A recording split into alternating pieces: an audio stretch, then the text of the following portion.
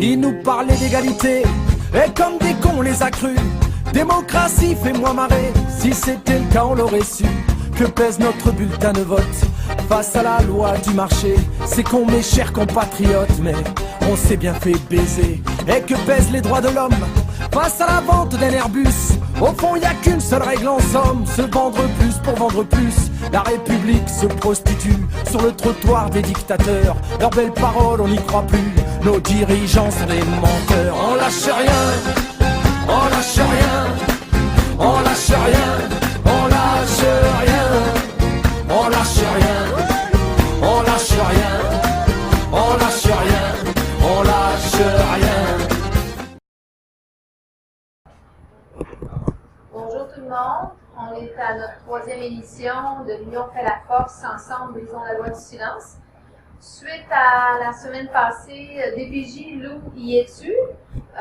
Nous allons terminer par rapport au documentaire que vous avez pu regarder en lien avec la situation de ce petit garçon qui, ça fait 5 ans, est dans une situation assez incroyable. On lui a enlevé tous ses liens significatifs avec sa mère et sa grand-mère. Il ne parle plus, il est sur d'énurésie, écoutez, d'hypocrisie, et même son père n'en veut plus, tellement qu'il va pas bien, il a des problèmes de comportement. Il est sous contention chimique depuis 2009. C'est le docteur Michel Lemay qui a décidé de lui donner ça suite à ses crises de comportement après la séparation avec sa mère, parce qu'on a coupé les contacts, on a arrêté la mère avait plus la garde du tout. Alors, la solution pour qu'un enfant est en détresse ici au Québec, il semblerait, c'est la contention chimique sur plusieurs cas. Ce n'est qu'un premier cas, on a beaucoup d'autres, vous allez voir, c'est l'horreur. Écoutez, soyez sensibles.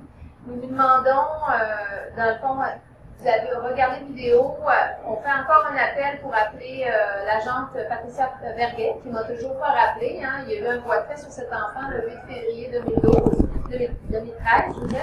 Et il y a vraiment des symptômes d'abus sexuels. Alors, écoutez, dans ces symptômes. Chantal, on peut peut-être même demander d'appeler Pacato Stébile, dans le site sur le site du directeur. Oui. Marc Parent, je crois. Marc Parent, oui, on est rendu là, je crois. Et je voudrais aussi rappeler, parce que tout le monde délègue à la DPJ, il semblerait que maintenant, ça a été pas, mais c'est pas Pauline Laroy qui tient le volant au Québec avec des enfants dans l'auto, non, pas du tout, c'est la DPJ. La DPJ qui c'est n'importe qui est dans les droits acquis, qui fait pas partie d'un nom professionnel, qu'on doit faire n'importe quoi, pour être sûr qu'il n'y ait pas de coupure de service pour détruire les enfants. On va résumer ça comme ça.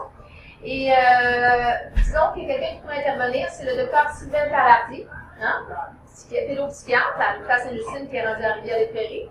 Nous demandons au docteur Sylvain Palardy d'intervenir, c'est son devoir, s'il a le pouvoir de le faire, de cesser la médication, de redonner cet enfant-là à sa mère, à sa grand-mère, avant qu'il soit trop tard, avant qu'il soit dans un état de marasme épouvantable, qu'on ne puisse plus revenir en arrière. Je ne sais même pas si, moi, à mon avis, on est encore capable, il y a 9 ans, un enfant a encore l'élasticité, tout côté intellectuel, on est capable de rattraper quand il voit sa mère, il la reconnaît encore, alors je pense qu'il y a possibilité, mais si on continue, je ne sais pas. Écoutez, docteur Palardy, juste pour vous aider, vous avez le collègue de confrère à l'hôpital Sainte-Justine, le docteur Alain Sirard, médecin de la clinique socio-juridique. Je veux juste vous rappeler ce qu'il dit, je lis, une lésion qui ne pourrait pas être expliquée au final par une maladie demeurera suspecte et le diagnostic initial de maltraitance sera maintenu. Alors, docteur Palardy, maltraitance, vous avez vu des bleus, des équivoques chaque barre de son anus, vous avez été témoin. Alors, vous expliquez ça comment? Quelle maladie peut? Non, il n'y en a pas. Alors, s'il vous plaît, vous avez entendu l'audio, vous avez entendu Stéphane Clavette, qui dit qu'il s'amuse avec son anus, puis qui dit que c'est. Il parle vraiment là, comme si c'était normal qu'un enfant de 9 ans fasse ça. Alors, y a-t-il quelqu'un au Québec qui a le pouvoir, qui a les mains sur le volant, protéger nos enfants, s'il vous plaît? L'Union fait la force, on fait ce qu'on peut, mais c'est pas nous autres qui dirigeons. Et on veut juste rappeler les symptômes d'abus sexuels. C'est le docteur, j'en avais parlé la semaine passée, c'est de l'Université Laval, le docteur Jean Labbé. Docteur Palardy, vous pouvez l'avoir sur Internet. Comment identifier l'enfant victime d'abus sexuels? Alors, vous pouvez vous référer si vous voulez. Vous voulez vous le montrer? Oui. Regardez à l'écran. Vous avez tout, je vous l'ai envoyé par courriel le 29 avril. Je l'ai envoyé au Dr Sylvain Palardy, Dr André Masse, Dr Patricia Garel, Dr Sainte-Justine,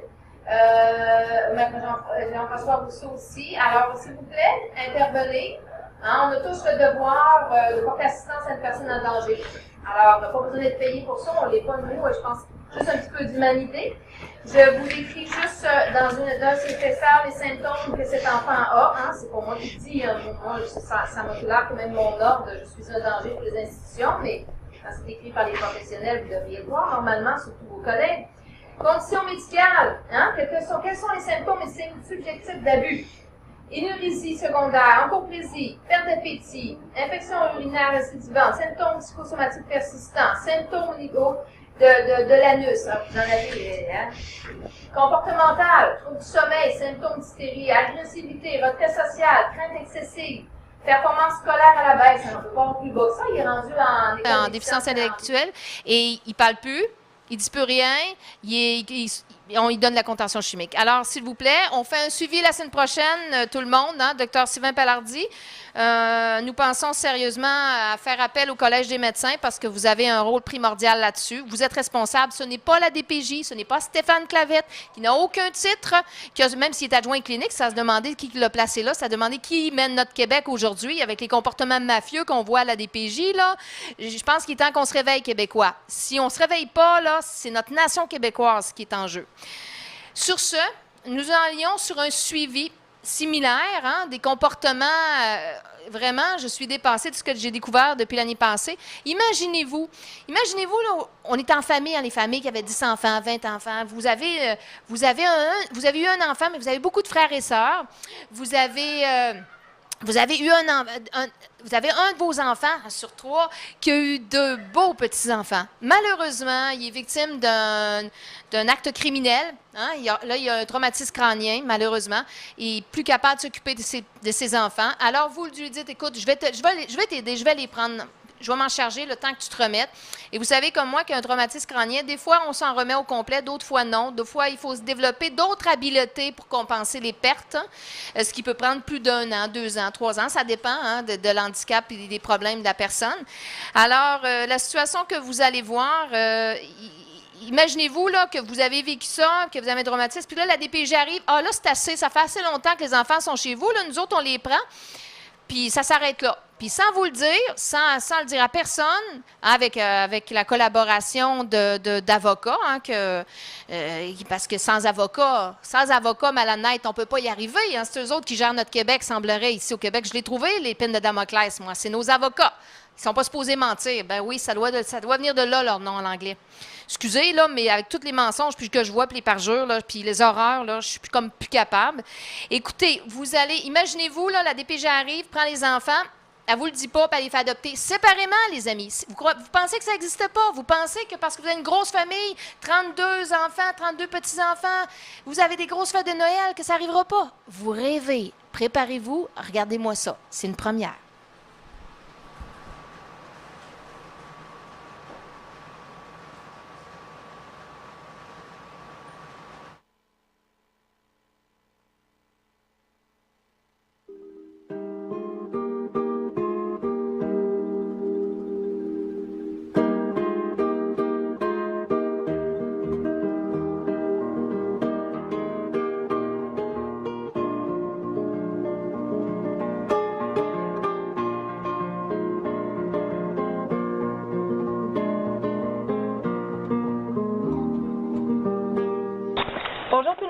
On est à notre deuxième documentaire sur les victimes de la Direction de la protection de la jeunesse au Québec, la DPJ.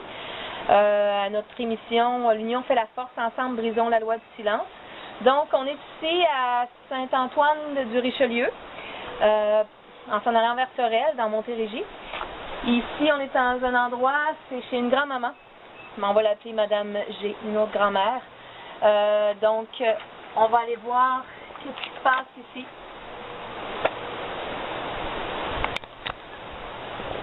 On est au 1410 rang du Dolé à Saint-Antoine-sur-le-Richelieu. C'est vrai ici, Madame la grand-mère, Madame Marie-Jeanne Ménard, parce que c'est plus les enfants. On peut la nommer, la grand-maman ici. Voilà. Bonjour. Bonjour, Madame Ménard. Bonjour. Bonjour. Est-ce que l'on peut aller voir la chambre des enfants? Oui.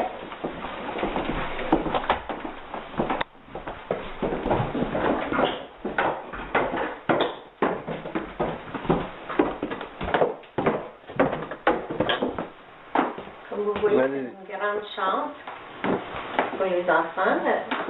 Ben, ça, c'est le lit de Benjamin. Et Benjamin, il avait quel âge à ce moment-là? Il avait 6 ans. Il avait 6 ans? Okay. Donc, Benjamin, 6 ans. Il y avait Léa, elle avait 2 ans. 2 ans. Okay. Moi, quand je suis venue au mois d'octobre en 2012, vous aviez encore tous les jouets des enfants. C'était vraiment, tout était resté intact. Hein, vous n'aviez rien touché à ce moment-là. Qu'on s'est vu, vous étiez vraiment désemparés à ce moment-là. Puis vous aviez encore tous les jouets des enfants dans la chambre. Vous en avez encore d'ailleurs qui sont là-bas. Je les ai emmenés dans la chambre. Vous les avez toujours? Au 2e étage. Okay.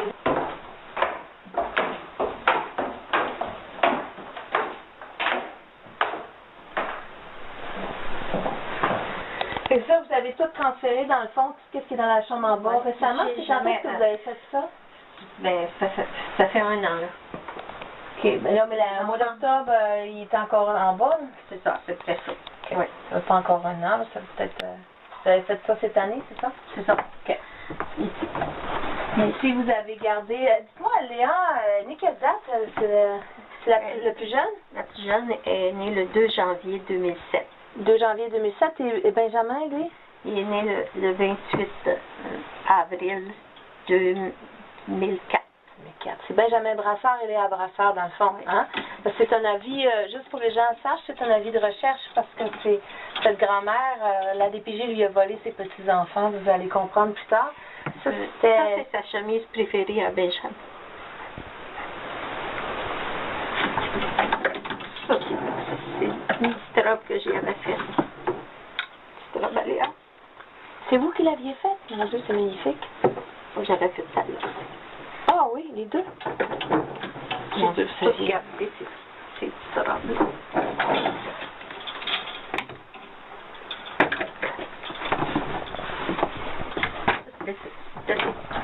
C'est son verbe préféré, Léa. Les doudous qu'on appelle, hein, qu'on s'attache, puis que... Ça, c'est un petit canon qu'elle aimait beaucoup. Le canon était chic. Benjamin dit que c'est vraiment... Spider-Man, il aimait beaucoup. Vous avez tous gardé son linge encore? On avait tous monté. Okay. Ça, c'est le petit siège qui s'assisait pour regarder la télévision. Puis ça, il jouait au hockey avec mon fils. Benjamin, il jouait au hockey avec mon fils. Ça, c'est tout leur toutou. Vous avez tout gardé leur toutou. Leur toutou. Vous aviez des beaux livres, ça, c'est des livres pour enfants, c'est des choses... vous leur lisiez des histoires, vous aviez acheté ça, il aimait ça, lire ça? Oui. Il était bien stimulé? Oh, oui, je m'en occupais bien. Ça, c'est son casque de vélo à Benjamin. Ah, il faisait du vélo déjà? Oui. Là, il faisait des petites 2 roues? Oui, oui. Oui, en plus. On voit que vous aviez, pour Léa, des Barbies, vous aviez déjà tout, mon Dieu. Sa petite patinage que j'y avais acheté. Oh, vous avez toutes gardé leurs vêtements. Mon Dieu. Ça, c'est le manteau préféré à Léa. C'est mon manteau ça, c'est son petit manteau de printemps à Benjamin. Vous avez toutes gardé leurs vêtements. Dites-moi... Les chaussures aussi, j'ai pas été capable de m'en débarrasser, ça, ils sont encore là. Les petites bottes de pluie. Et depuis quand que la DPJ vous les a volés, vous les a pris, là, ça fait 3 ans, le 13 avril. Ça veut dire que ça fait 3 ans que vous avez plus de contact? Oui, des fois, jamais. Ils les ont enlevés, ils m'ont jamais donné la permission d'y voir. Ils ont fait adopter en cachette sans vous avertir, c'est ça? C'est ça. Vous avez une belle salle de séjour ici? C'est ici que vous dîniez avec, vous mangez avec les enfants? quand Mme Joanne Fortin est venue chercher les enfants, la petite fille était assise dans sa petite chaise haute.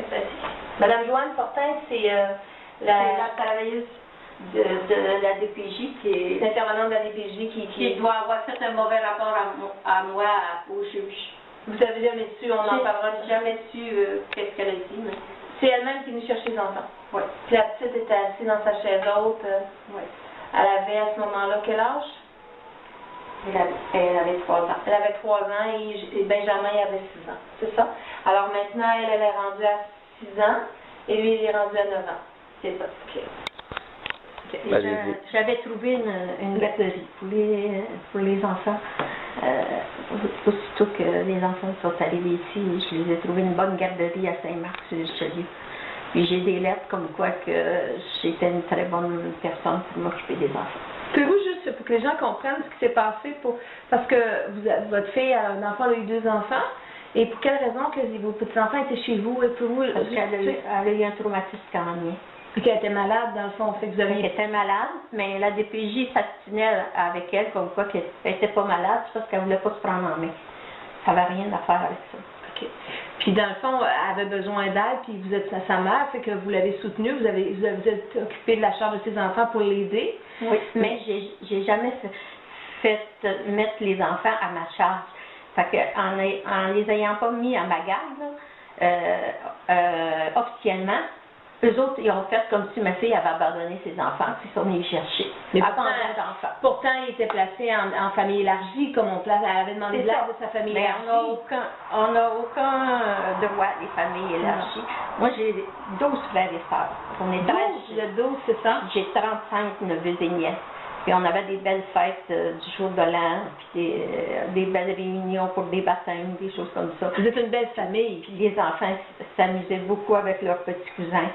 Puis ils ont tout perdu ça.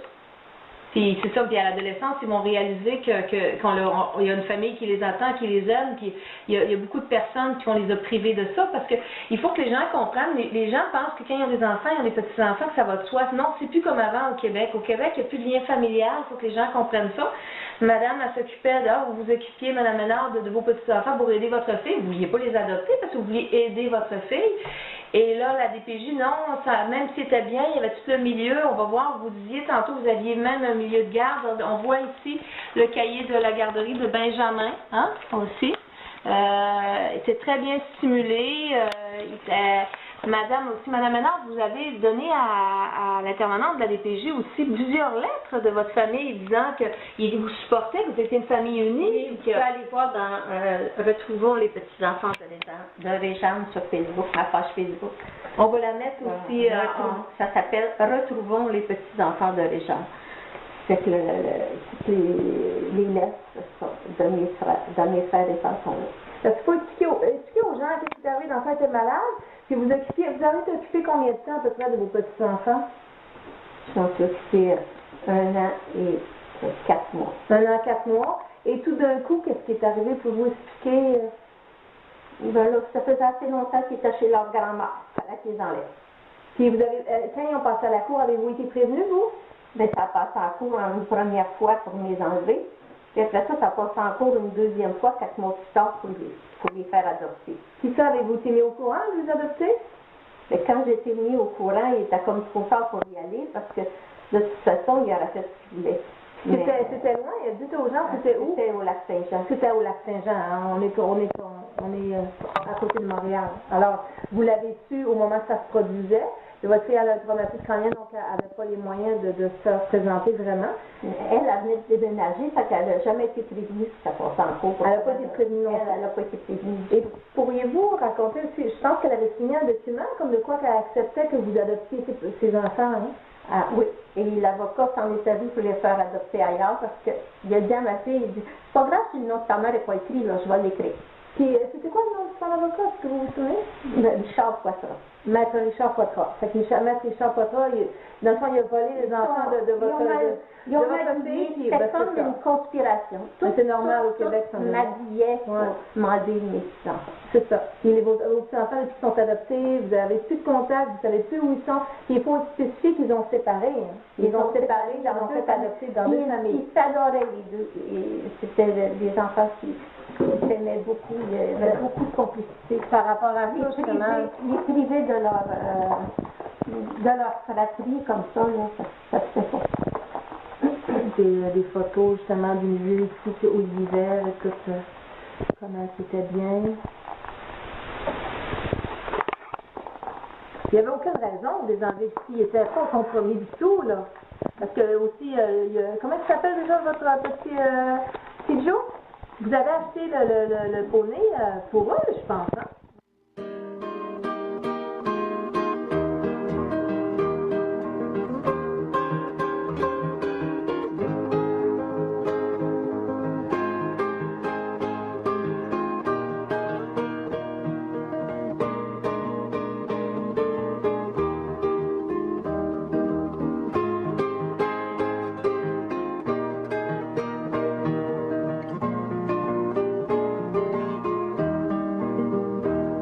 Comment ça s'appelle déjà votre petit Joe?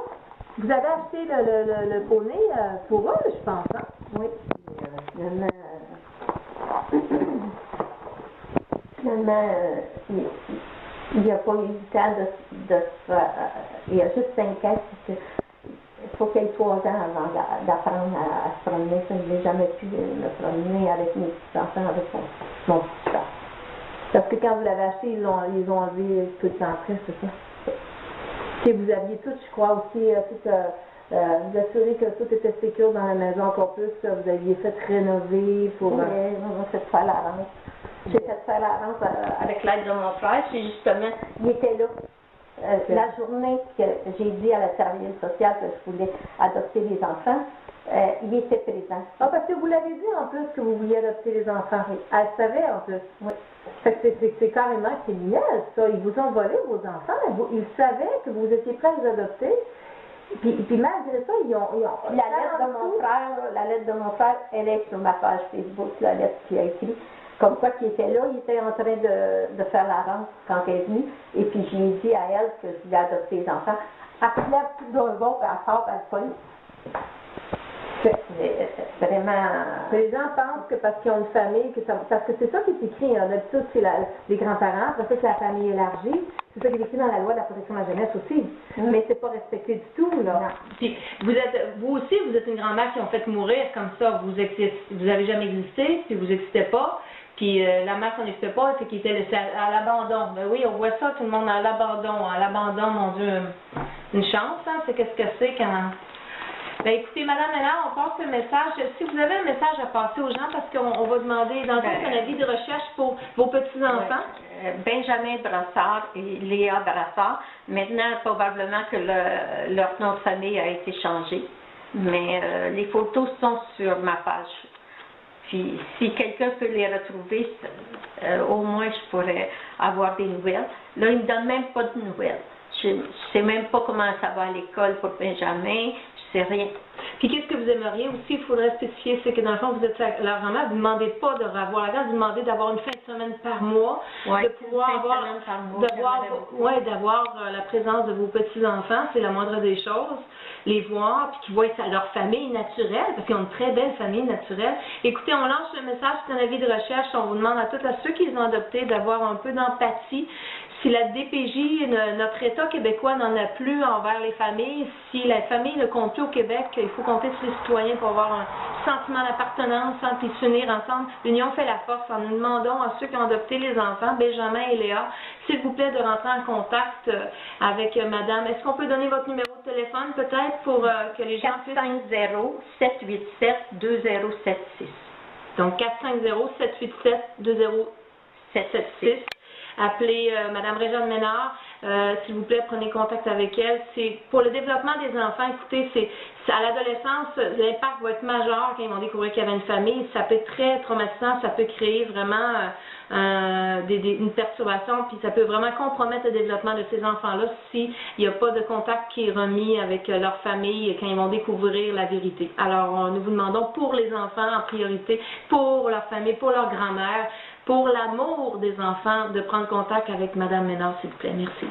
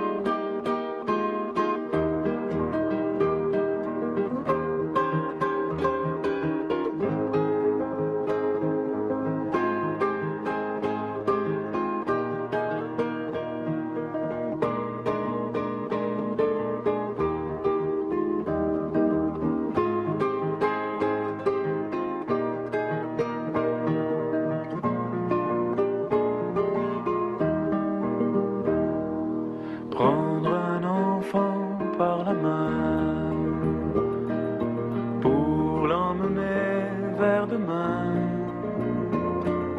pour lui donner la confiance en son pas. Prendre un enfant pour un roi, prendre un enfant dans ses bras, et pour la première fois sécher ses larmes en étouffant de joie, prendre un enfant dans ses bras.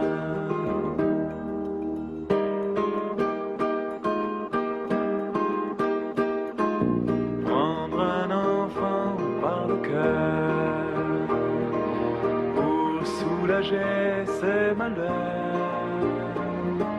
tout doucement, sans parler, sans pudeur, prendre un enfant sur son cœur,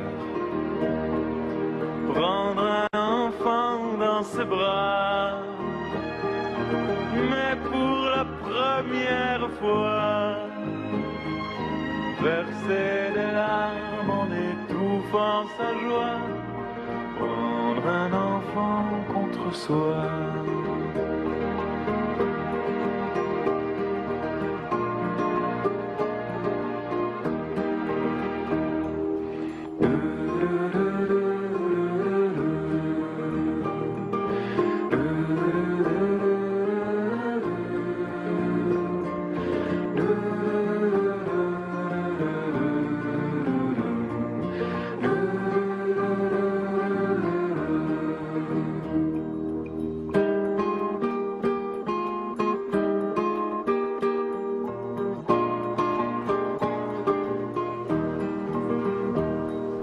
Prendre un enfant par la main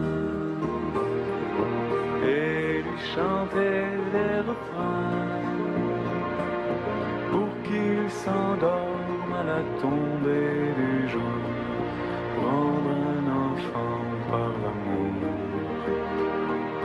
prendre un enfant comme il vient et consoler ses chagrins, vivre sa vie des années, puis soudain prendre un enfant par la main, en regardant tout au bout du chemin, prendre un enfant pour le sien.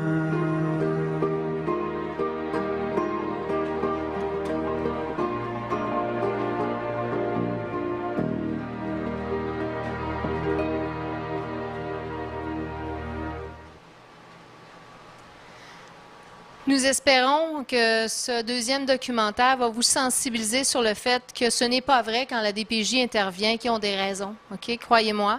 Quand ils devraient intervenir, souvent, ils n'interviennent pas. Quand ils ne devraient pas intervenir, regardez qu'est-ce qu'ils font. Je voudrais vous dire, Madame Joanne Fortin, je ne sais pas si vous réalisez, je voudrais vous faire réaliser, et à tous ceux, Madame Pauline Marois et tous nos élus qui ont le devoir de faire quelque chose et de nous protéger comme citoyens. Imaginez-vous que vous êtes grands-parents, puis imaginez-vous que du jour au lendemain, vous avez une grosse famille, mais qu'on vous enlève vos seuls petits-enfants, que votre seule fille tombe malade. Je peux vous dire que Mme Ménard, elle a été hospitalisée. Elle est rentrée à l'hôpital, elle est rentrée encore cette année. Je peux vous dire qu'elle n'a plus du tout envie de fêter Noël. Je peux vous dire aussi qu'on la tient à bout de bras. Elle fait des appels à tout le monde. Si vous allez voir son site, elle a publié, elle a demandé l'intervention de son député. Mais c'est la DPJ. C'est la DPJ qui mène le Québec, les amis, aujourd'hui, il semblerait, malgré que ce n'est pas vrai. Alors, écoutez, je veux juste rappeler ici à nos chers élus provinciaux, tous, pas juste ceux qui ont le contrôle et le monopole, là, tous les élus. La loi de l'Assemblée nationale, citoyens québécois, allez vous prendre ça, parce que ça, c'est la base de notre... c'est qu'est-ce qui les dirige, c'est qu'est-ce qui les dicte, nos élus. Je vais vous lire juste le début pour que vous sachiez. Loi sur l'Assemblée nationale. Considérant le profond attachement du peuple du Québec aux principes démocratiques du gouvernement, considérant que l'Assemblée nationale, par l'intermédiaire des représentants élus qui la composent, est l'organe suprême et légitime d'expression et de mise en œuvre de ces principes, considérant qu'il incombe à cette Assemblée, en tant que dépositaire des droits et des pouvoirs historiques et inaliénables du peuple du Québec, de le défendre contre toute tentative de l'en spolier et d'y porter atteinte, considérant qu'il convient en conséquence d'affirmer la pérennité, la souveraineté et l'indépendance de l'Assemblée nationale et de protéger ses travaux contre toute ingérence, y compris la DPJ. Sa Majesté la Reine, s'il vous plaît, on va appeler la Majesté la Reine, s'il vous plaît, intervenez. Si le Québec n'est pas capable, si le Canada n'est pas capable, on va demander à la Majesté la Reine d'intervenir s'il le faut. De l'avis du consentement de l'Assemblée nationale du Québec, décrète ce qui suit. Alors, vous avez les articles de la loi de l'Assemblée nationale. Je voudrais vous porter attention à l'article 4. Les députés, je ne sais pas, prenez connaissance de ce qui est supposé dicter vos comportements, pourquoi qu'on vous a élu. L'Assemblée a un pouvoir de surveillance sur tout acte du gouvernement de ses ministères, ministère de la Santé et des Services sociaux, et de ses organismes. Alors, organismes inclus DPJ. Alors, on demande, s'il vous plaît, ce n'est qu'un début, on demande une enquête publique sur la DPJ. Ce n'est pas normal que ce soit nous qui fassions enquête. Ce n'est pas normal que le syndic de mon ordre, Gilles Bergeron, intervienne auprès d'un enquêteur de police pour arrêter une enquête. Ce n'est pas normal que je me fasse menacer, intimider. Ce n'est pas normal qu'on enlève des enfants à des gens qui sont sains, qui s'en occupent. Alors, s'il vous plaît, faites quelque chose et on va vous montrer, on va vous faire entendre un extrait maintenant, de vous montrer les manœuvres. Les manœuvres, il semblerait qu'à la DPJ, un critère d'embauche, ça prend un comportement de pervers narcissique. Le monde ne me croit pas, mon ordre, il était découragé. Ben oui, ça n'a pas de bon sens. Ben non, syndic de mon ordre, adjoint, Gilles Bergeron, ancien directeur au service de la DPJ, comme par hasard. Comme par hasard. Tous les syndics, c'est drôle, ils ont tous les syndics des ordres, en bonne majorité, ils ont tous un petit contact à quelque part, comme par hasard. Et on s'attaque aux gens intègres et on protège ceux qui ont des comportements criminels. Alors, écoutez, on va vous faire entendre un extrait assez impressionnant. Comment qu'on peut rendre fou un parent et comment qu'on fait pour manœuvrer, pour y enlever ses enfants. Et je vous reviens là-dessus après parce qu'on a du nouveau aujourd'hui. Dans les comportements criminels, allez-y les amis, ça y va. Écoutez, je n'en reviens tout simplement pas. On peut mettre l'audio. Écoutez, pendant qu'on est en processus pour le mettre, vous allez entendre Nathalie Carrière, qui est une agente de relations humaines. C'est un nouveau titre pour mettre quelqu'un qui n'a pas de formation, la liste des droits acquis, puis on ne peut rien faire. Si vous voulez vous plaindre, ben, vous allez au commissaire local de la DPJ, on tourne en rond comme ça. Et voilà. Ça, c'est le cercle de la loi de l'omerta psychologique au Québec. Go. OK. J'aurais une autre question. J'aimerais savoir, là, parce que, gars, moi, là, j'aimerais ça, là, qu'une fois pour toutes, là, ça soit clair, OK?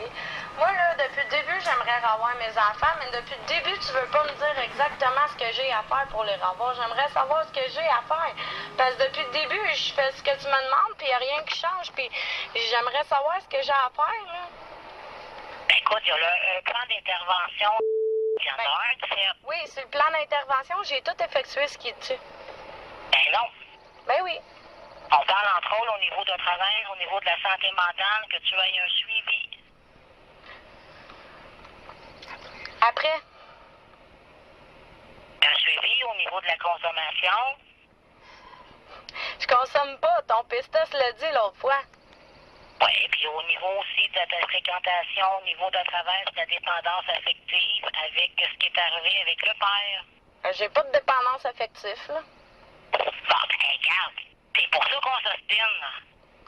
Tu veux que je fasse quoi à propos de ça, au juste?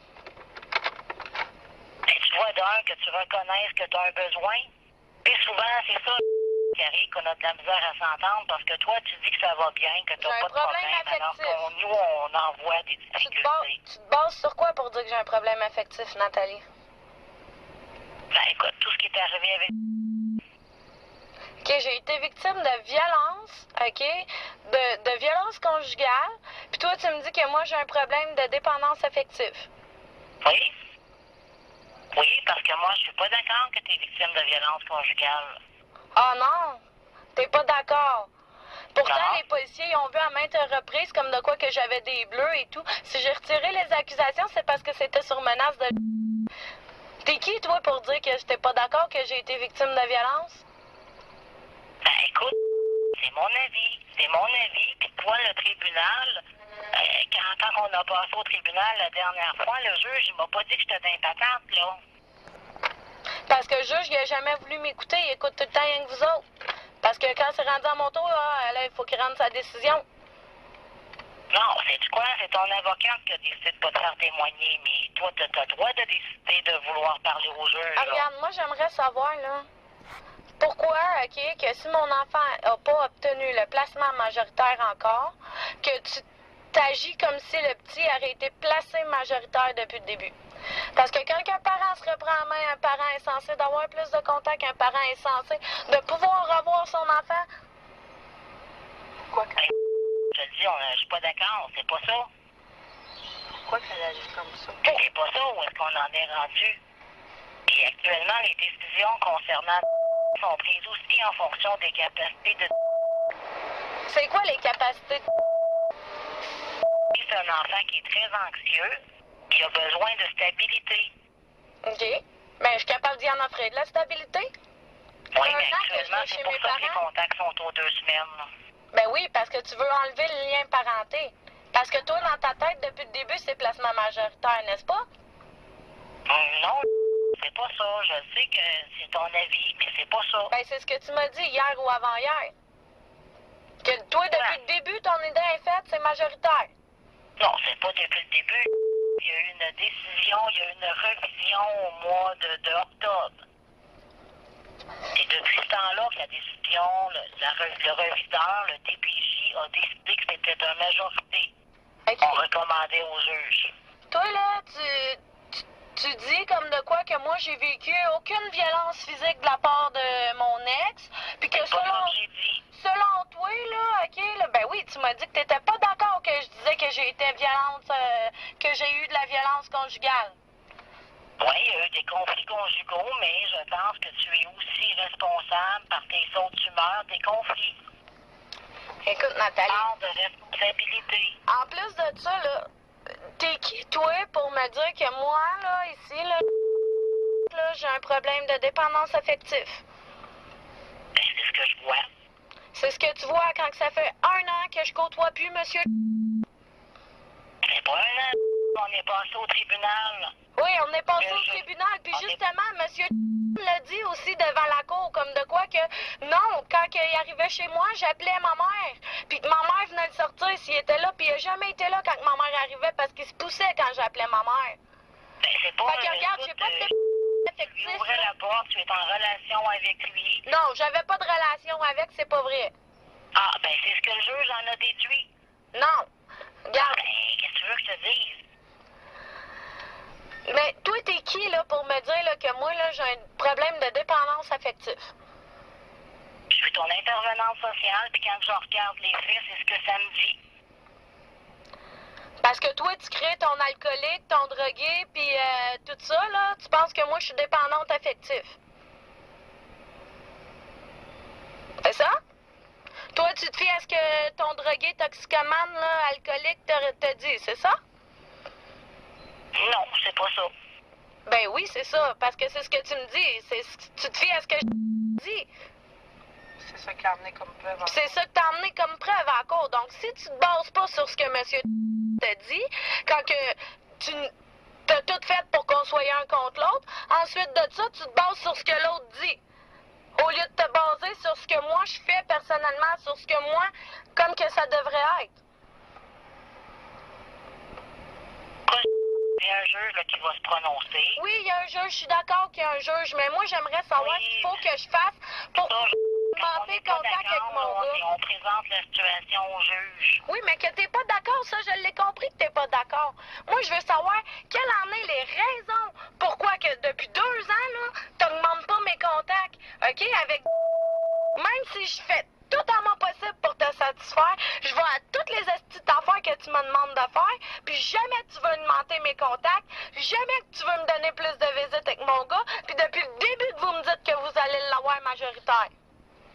Parce que il n'y a pas de reconnaissance de ta situation. Partant de là, c'est très dur de travailler ensemble et d'avancer.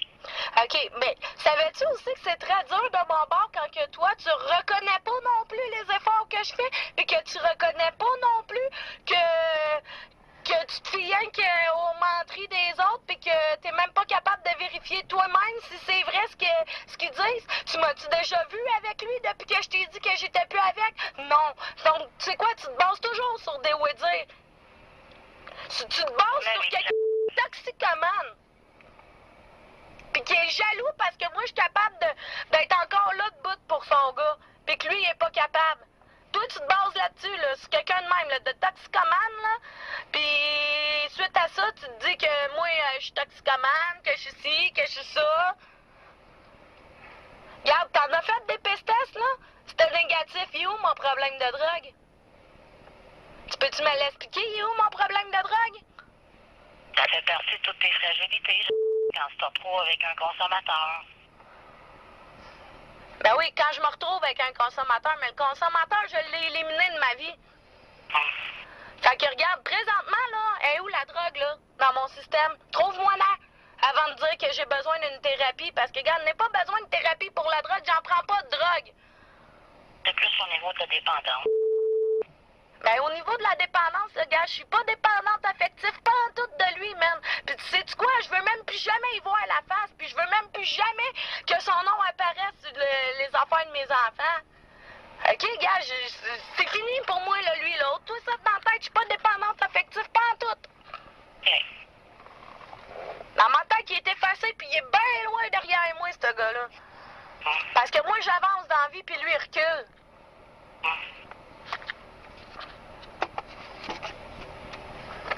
Fait qu'est où ton problème de dépendance? À part que tu te fies sur ce que les autres te raboudinent, sans même aller vérifier. Puis, c'est comme la dépendance affective, ça vient tout jouer au niveau de la santé mentale, au niveau de la gestion des émotions. C'est ça qu'on voit.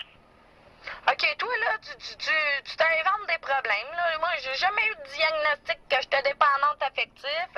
Regarde, de toute façon, là, des émotions, là, ça a-tu déjà fait mal à quelqu'un, avoir des émotions? Est-ce que pour toi, là, c'est pas normal, là, qu'une mère, là, ait de la peine, là, qu'elle se fasse retirer ses enfants? Pour toi, c'est pas normal qu'une mère, pleure, qu'elle ait de la peine parce qu'on y enlève ses enfants. Pour toi, c'est pas normal qu'une mère ait des émotions parce qu'on y arrache ses enfants puis qu'on lui dit ils vont être placés majoritaires. Pour toi, là, faudrait que moi je sois neutre, là, que j'aie 0 émotions puis que la vie soit belle, c'est ça? Ben réponds.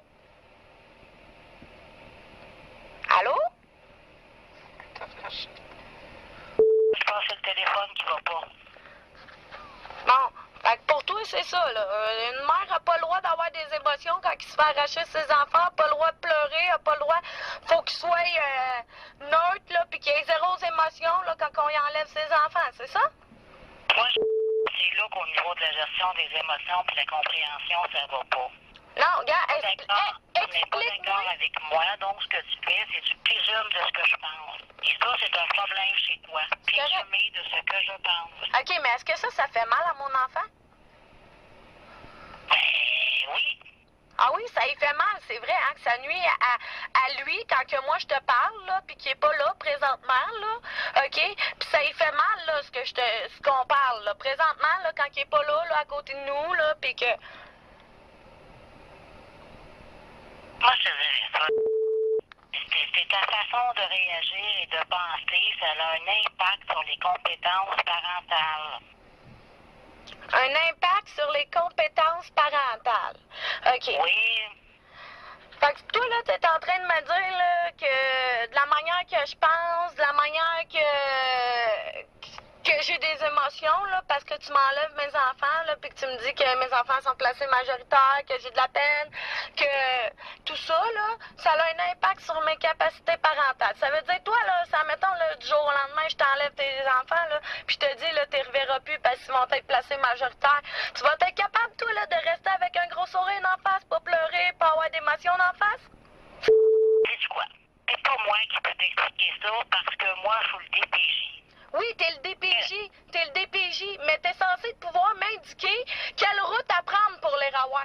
Pas me dire que c'est fini, ils sont placés majoritaires quand ils n'ont même pas encore eu de jugement de ça. Indiquer la route, là, c'est qu'il faut que tu ailles consulter. À chaque fois que tu peux prendre des thérapies. À chaque fois que je peux prendre les thérapies, Nathalie, là, OK, les thérapies, là, sont le mardi. Puis tu m'as dit, là, l'autre fois, là, OK, comme de quoi, là, que j'avais un choix à faire. Ou bien j'allais à mes visites avec mes enfants, là, ou bien j'allais à des thérapies. Fait que c'est quoi, là, toi, tu penses vraiment, là, que moi, je dois aller suivre des thérapies parce que... Attends, laisse-moi finir. Parce que toi, tu penses que moi, je vais pas aller voir mes gars parce que toi, tu peux pas faire aucun déplacement de visite pour moi parce que toi puis Marlène, vous avez un horaire chargé, puis que moi, mon horaire, tu t'en calisses, dans le fond, là? Écoute, là, tu m'amènes sur un terrain que c'est pas ça, là. Ben, je t'emmène sur le terrain, que tu je m'emmènes. t'ai dit, là, que tu ne ferais pas la thérapie, que je déplaçais pas les visites, là, c'est pour une histoire de gestion de temps. Fait que ça n'avait rien à voir avec tes besoins, là. Ben, c'est ça. Mais t'es qui, toi, pour me dire c'est quoi mes besoins à moi? Si moi, je disais que mes besoins étaient ça, puis si ça m'aurait aidé, hein? Toi, pour dire qu'est-ce que moi, j'ai de Je pense qu'on besoin. se tienne pour rien et ça ne tente pas. Est-ce que t'es enregistré à l'Ordre des travailleurs sociaux du Québec? Je ne suis pas enregistrée à l'Ordre des travailleurs sociaux parce que je ne suis pas une travailleuse sociale. Je suis un agent de relations humaines. OK. Est-ce que tu peux me dire, là, la personne qui étudie mes capacités parentales, là, le mardi, là, c'est quoi son titre à elle? Nathalie Pagé. Ouais. Nathalie Pagé est éducatrice. Éducatrice. Bon, mais savais-tu qu'une éducatrice, tout simplement, n'a pas le droit d'évaluer les capacités parentales d'un parent? Savais-tu que c'est une psycho-éducatrice qui est censée te faire ça? Puis que ça, là, sont censés d'être enregistrés à Il y a une évaluation le 22 mai, puis un psychologue qui va te rencontrer. Fait que vois-tu, il va y avoir quelqu'un d'autre à qui tu vas pouvoir faire part, soit être avec puis on va laisser le psychologue évaluer. Fait que ça donne rien, ça. OK. Une autre question. C'est le 22 mai. Une autre question. Comment tu veux qu'il évalue, là, OK, le lien d'attachement entre moi et mon enfant quand que toi, là, depuis le début, là, tu refuses d'augmenter mes visites puis que tu me donnes 1 heure par 2 semaines de visite avec comment tu veux créer un lien d'attachement de même? Là, tu vas poser ça à la psychologue le 22 mai, comment qu'elle va faire pour l'évaluer. Ça, c'est pas de mon ressort.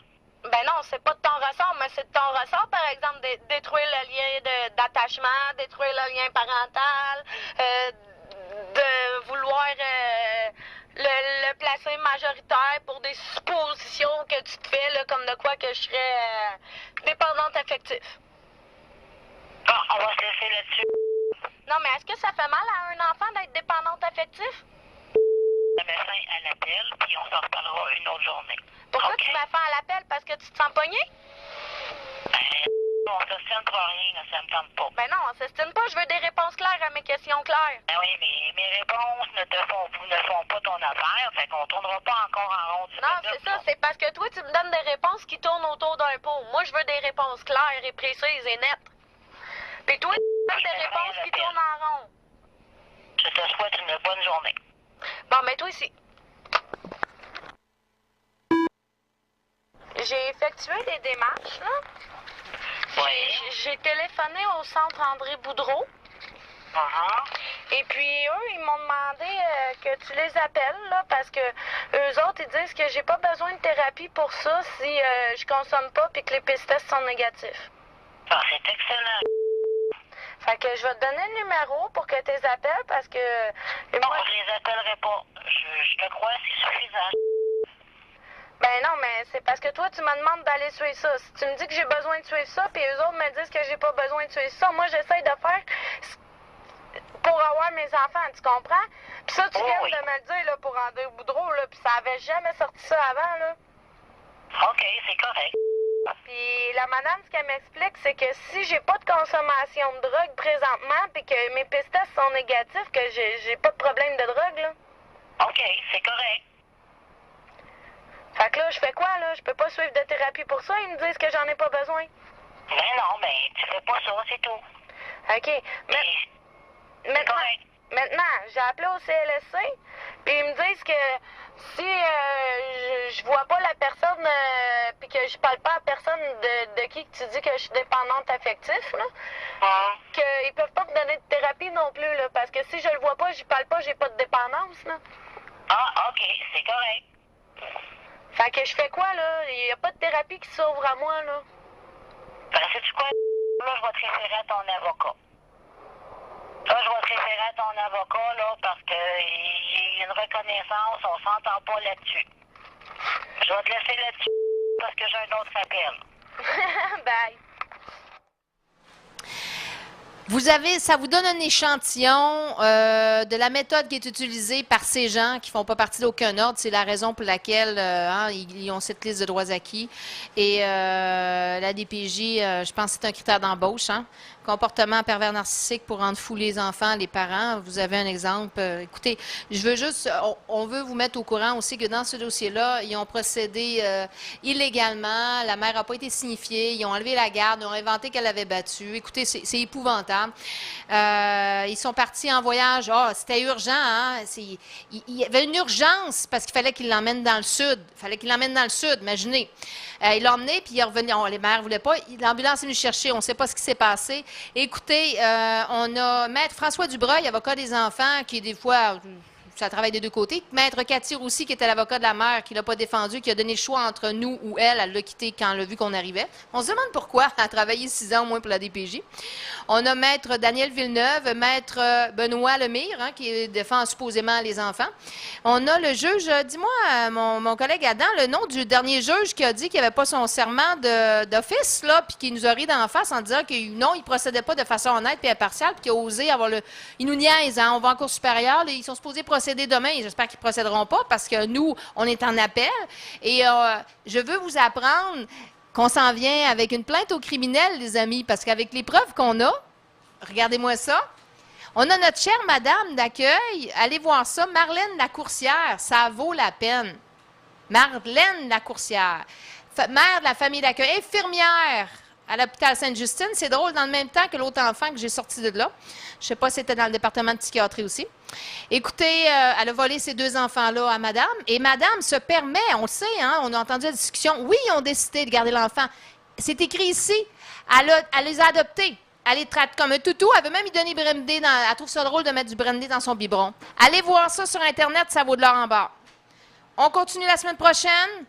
On continue le documentaire. Si je peux me permettre, Chantal, c'est parce que tu m'as quand même posé une question. Est-ce que c'était rhétorique ou tu voulais que je réponde? Non, je voulais que tu répondes. Le nom de juge, je m'en souvenais plus. Oui, non, c'est parce que j'ai pas eu le temps encore. C'est le très déshonorable et très déshonoré juge Joël Avery Silkoff.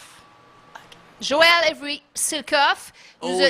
Oui, il nous a dit qu'il n'avait pas son serment d'office et qu'il ne procédait pas, malgré que c'est avant de rentrer en fonction, il doit faire ça. Ça veut dire qu'il doit agir avec une honnêteté et impartialité. Alors, il nous a carrément dit qu'il ne procédait pas. Et si je peux me permettre, ça va faire de la crise de bonne TV. Oui! Maintenant, Chantal, excuse-moi, il faut que je te coupe la parole. L'émission est sur le point de se terminer.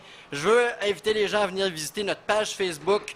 L'Union fait la force. Ensemble, brisons la loi du silence sur Douteux TV. Le nom est long, mais écrivez l'Union fait la force sur Douteux TV sur Facebook, vous allez le trouver. Ensuite, nous avons notre compte Twitter que vous pouvez suivre nos publications aussi. Twitter.com Union fait force. Et pour nous rejoindre par courriel pour notre émission, unionfaitlafforce.douteux-tv@gmail.com.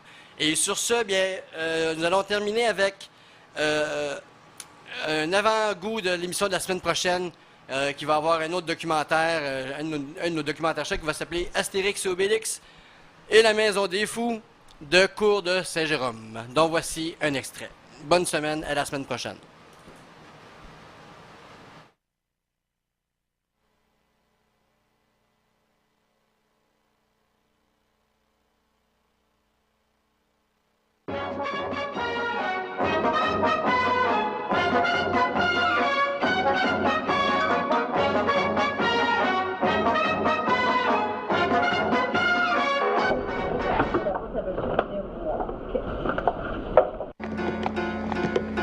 Qu'est-ce que c'est? Nous devons obtenir le laissez-passer A38. Immatriculer une galère? Non, vous a mal dirigé. Vous devez vous adresser à la capitainerie au port. Hein? Non.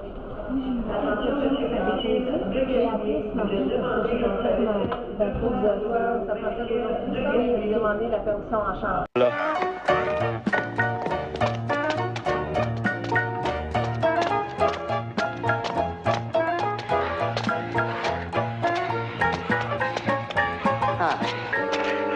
Sur les étages.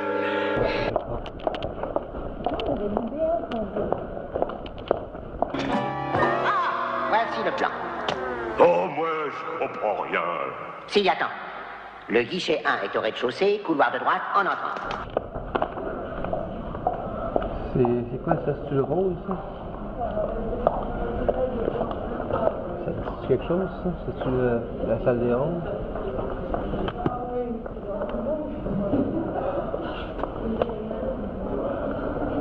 Oh, du 14-0, je pense même pas. Il t'en va là en bas.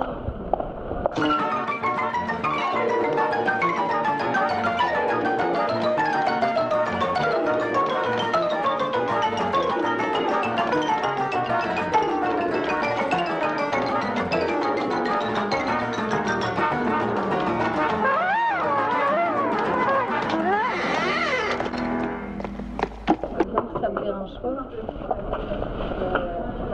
Oui. On écrivait de l'étudiante. Oui. Avec ton dépense, ton nom, visite, la signature, la date, l'heure. C'est constater le défaut. On n'a pas de dépense.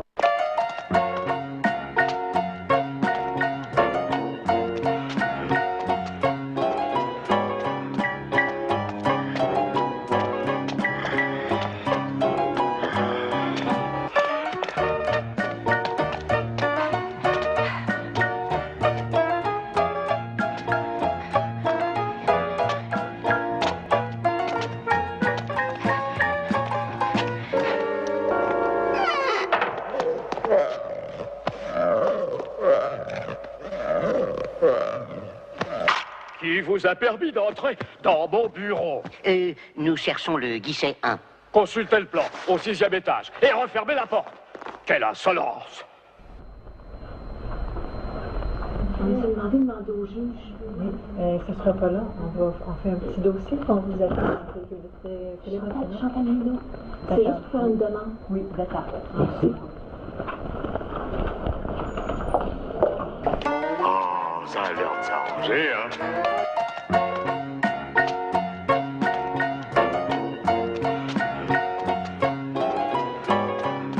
Oui, ma chère, le viaduc, au premier coup de vent, crac! Il est tombé? Il n'en reste que des ruines. Ah, ça fait joli dans le paysage, tiens. On lâche rien, on lâche rien, on lâche rien, on lâche rien, on lâche rien, on